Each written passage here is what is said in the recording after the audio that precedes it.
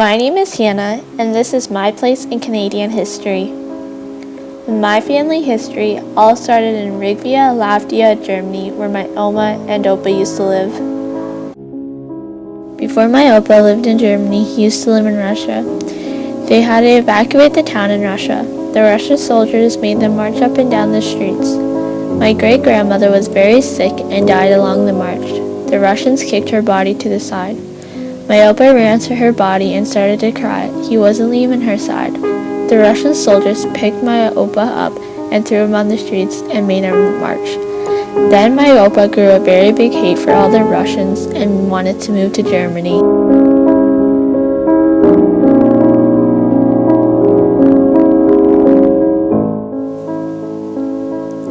My Opa was forced to be a Russian translator for the German army.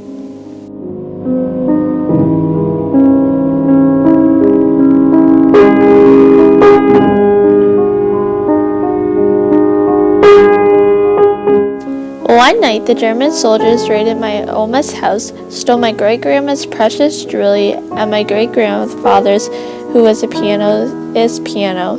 The Germans also ransacked their house. My Opa was very hungry from rationing, so he became involved in the black market, smuggling butter. One night, my Opa went to a dance and met my Oma. That night, he fell instantly in love with her. Right after the war, they got married and had a child named George. In 1951, my grandparents had the opportunity to take a boat to either Australia or Canada. My Opa chose Canada because of the propaganda posters promised them free land. My Oma did not want to leave her family in Germany, but my Opa forced her to go for a better life.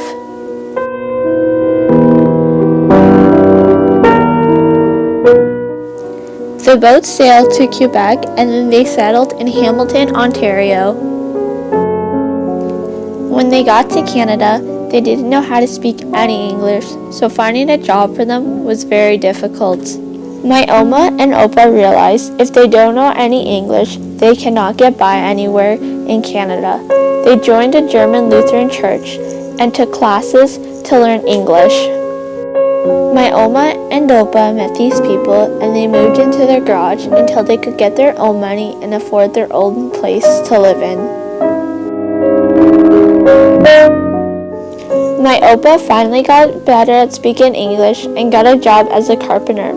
A lot of people from Germany were working on the farm or in the factory. My grandparents finally had enough money to move out of the garage and buy their own house. My Opa also became very wealthy and owned quite a bit of property that he rented off. Eventually, the government bought all of his property and turned it into a Lime Ridge Mall.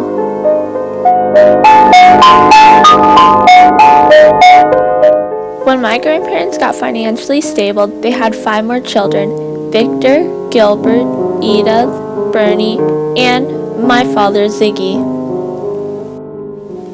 My father was very close with my Opa. He did everything he did. When my father got older, he joined the Navy. He wanted to do some good for Canada. When my father got back from the Navy, he met my mother. They fell instantly in love. In 1993, they got married, and then they had 2 children.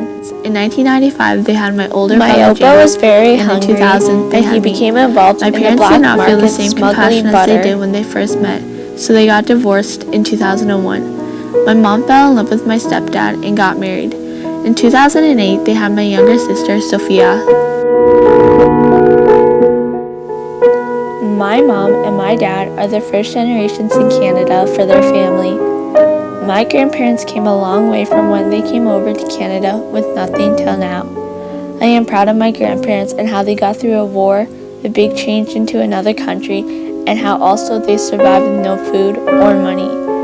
My grandparents lived a long, hard life that no one else can understand but them. They've never been through pain or never been so scared before like this. My grandparents taught my father, who my father taught me, that I should never give up on my dreams. This is a perfect example of why I should keep fighting for my dreams and never give up. My family history is going to live on for legacies.